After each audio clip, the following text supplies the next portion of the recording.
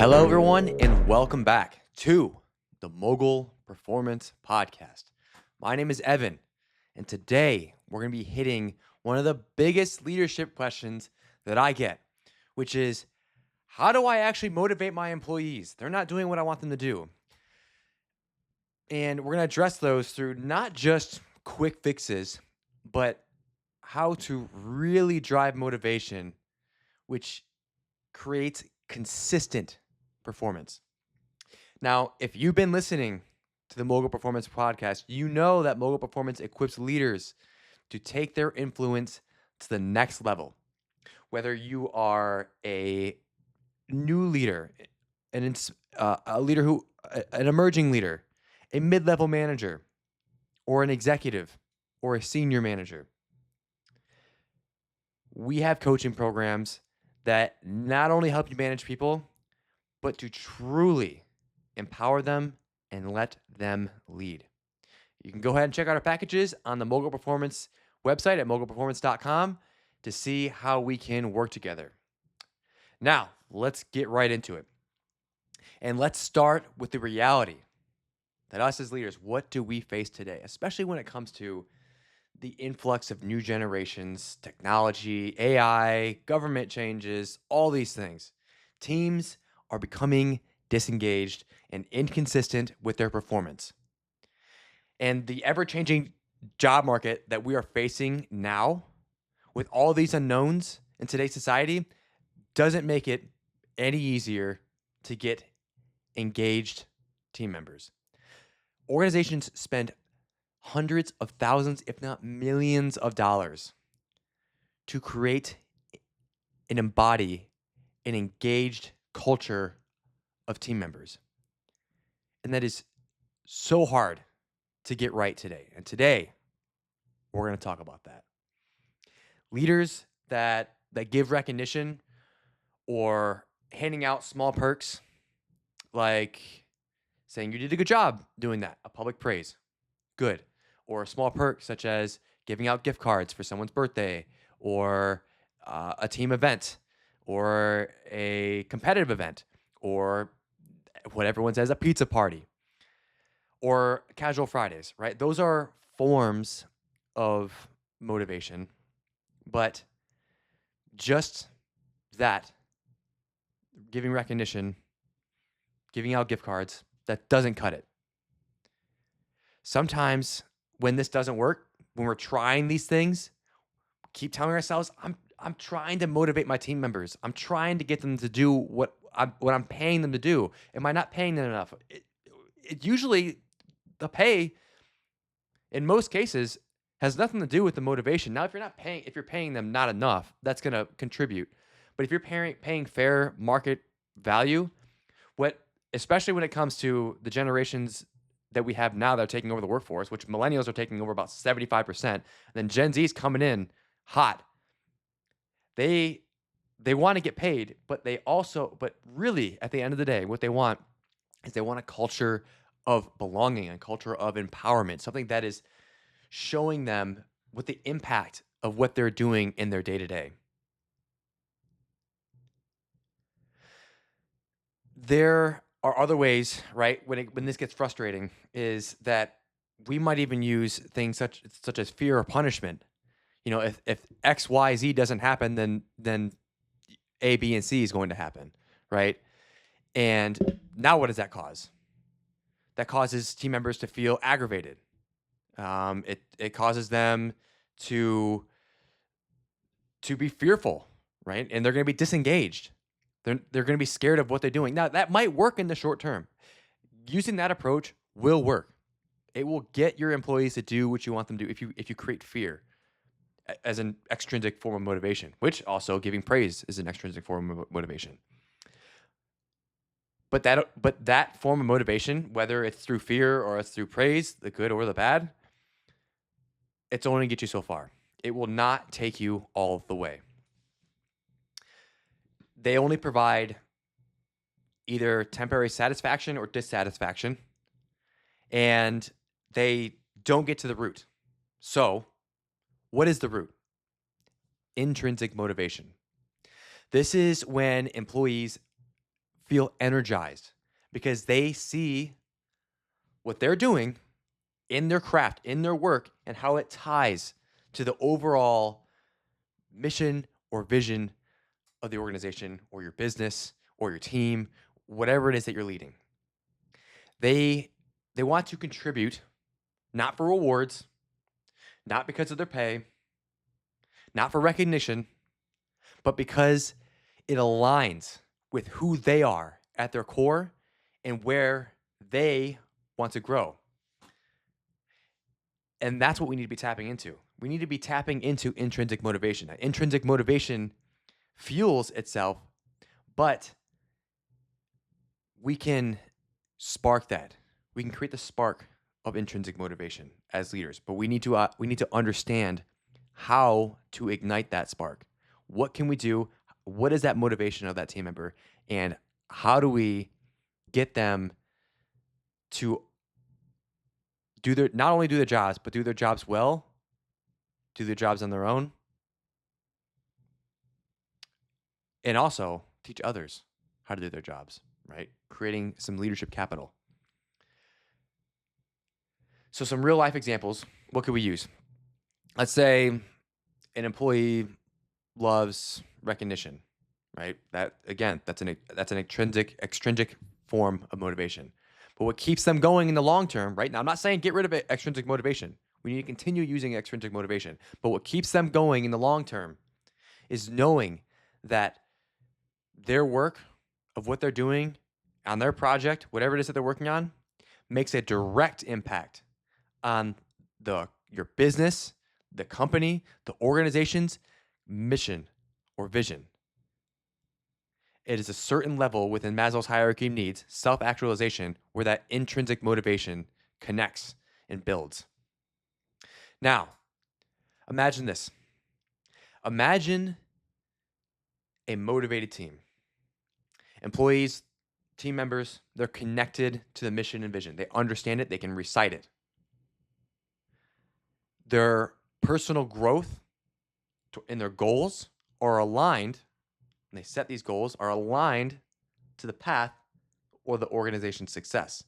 We're bringing those two worlds together, their own, the organization, and we're putting them together. And then instead of giving perks of recognition for a short burst of maybe productivity or energy, giving clarity and purpose towards that mission and vision, towards what the work they're doing, provides a lasting drive and ignites that spark in intrinsic motivation. Now, imagine walking into a meeting where team members are already collaborating. Before you even show up, they get there early, they're already collaborating, they're already talking about it, already engaged, and ready to move forward towards the mission or the vision. So how do we know what we can do to help motivate these employees? Everyone's different, right? Everyone's motivation is gonna be a little different. Some people, like they will thrive off of extrinsic form of motivation. Not entirely. They want pay, but if they get really good pay and the culture is crap, they're not gonna be sticking around. But leaders, we need to be thinking that motivation is beyond money, finances, or perks, right? And we can be using free tools like recognition, having regular check-ins. Check-ins are huge. We need to be having regular check-ins, or creating alignment to the purpose. But the thing is that, I'm not saying get rid of these, but sometimes we're not even using these enough. Now, to really dive in, to understand what motivates your team, these are some paid tools that you can use within your organization. So there's all different kinds of assessments that are out there. Now, as a leadership psychologist, some of these assessments are going to be more valid than others. So what you pay for is what you're going to get. But at the end of the day, depending on the level of individual you're working with, let's say an emerging leader, a new leader, maybe a new supervisor, give them an assessment like the DISC. a DISC assessment for understanding their behavioral styles, and not only their own. Give that DISC to their team members, and then they can understand how they all operate.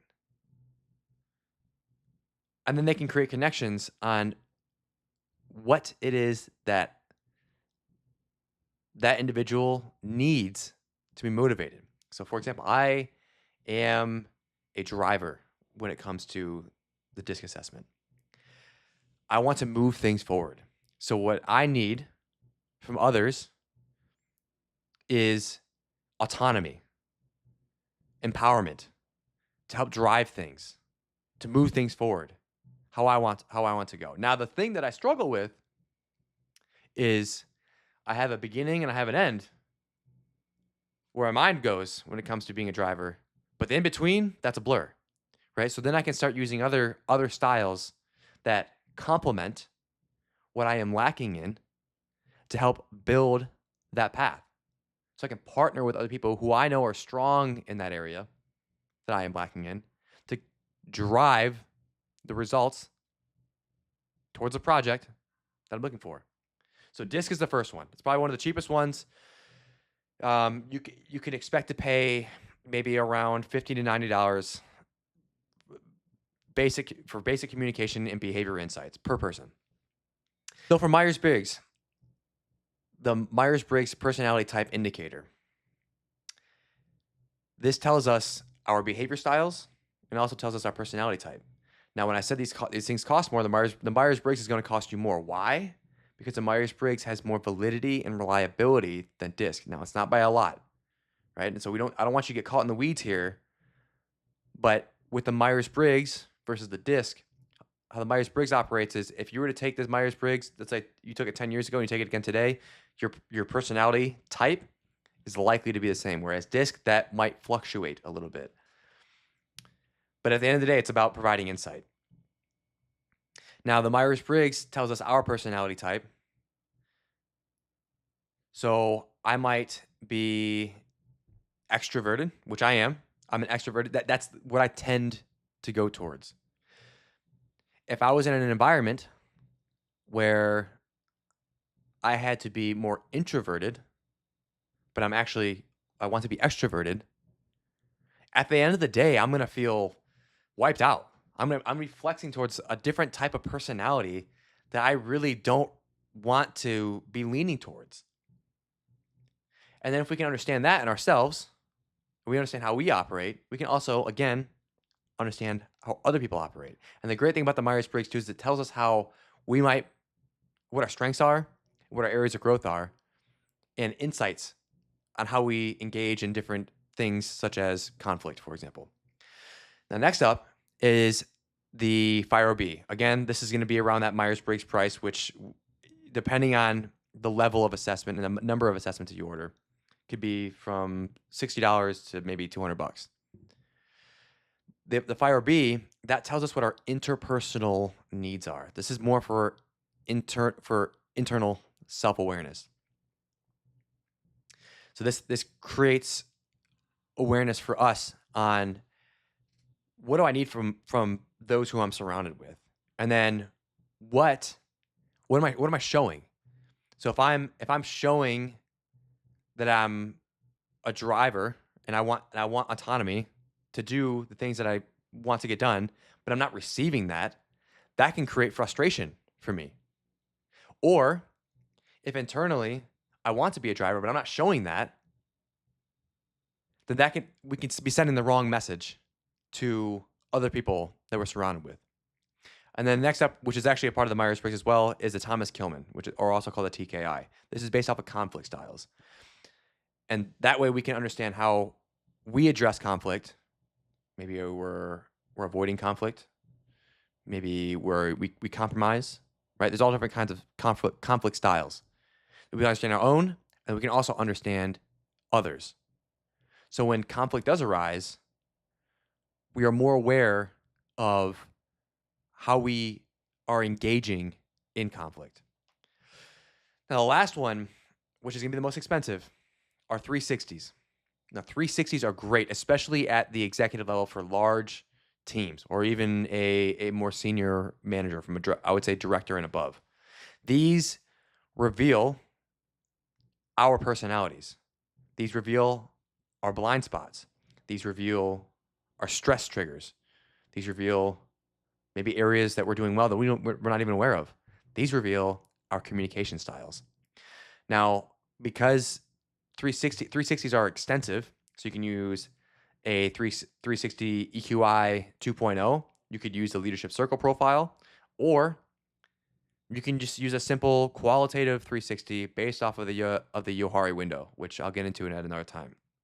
But these assessments require more time because then you're reaching out to stakeholders, people who are engaged with this senior leader, maybe up to 15 people, plus the senior leader themselves, plus their next level leader.